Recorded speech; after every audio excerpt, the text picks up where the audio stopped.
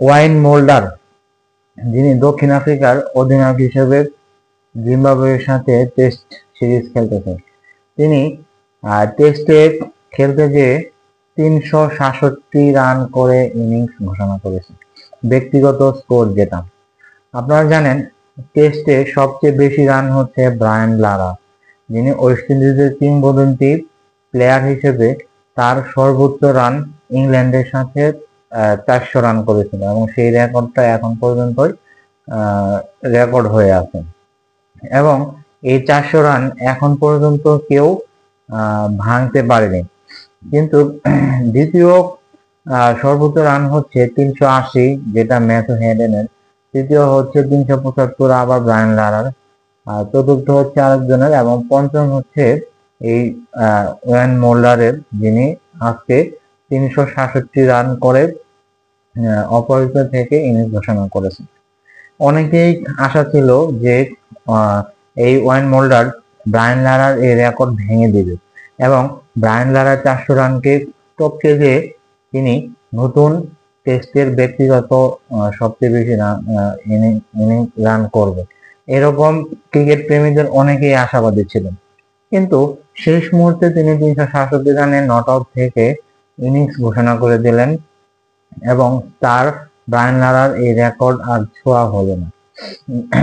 অনেকেই এটা নিয়ে অনেক জল্পনা কল্পনার মধ্যে ছিলেন, ওয়াইন মোল্ডার কেন এই এত বড় সুযোগ হাতে পেয়েও কেন তিনি এই সুযোগের সৎ ব্যবহার করলেন না এবং ব্রায়ান লারার রেকর্ডটা তিনি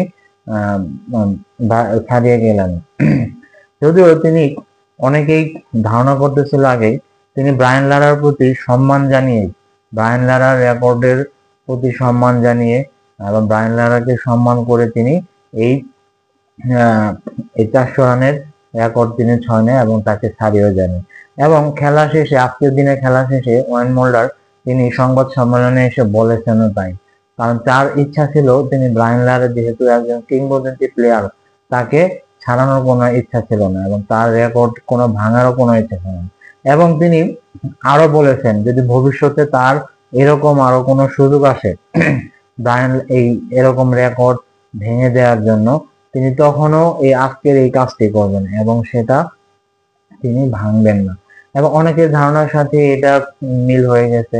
আর ব্রায়ান আর ওয়াইন মোল্ডার এটা এই রেকর্ডটা না ভেঙে 367 রান করে তিনি এক মহান উদারতা পরিচয় দিয়েছেন এবং একজন সিনিয়র প্লেয়ার, একজন কিংবদন্তি প্লেয়ারকে অনেক সম্মান জানিয়েছেন এবং তার প্রতি অসংখ্য ভালোবাসা জানিয়েছেন।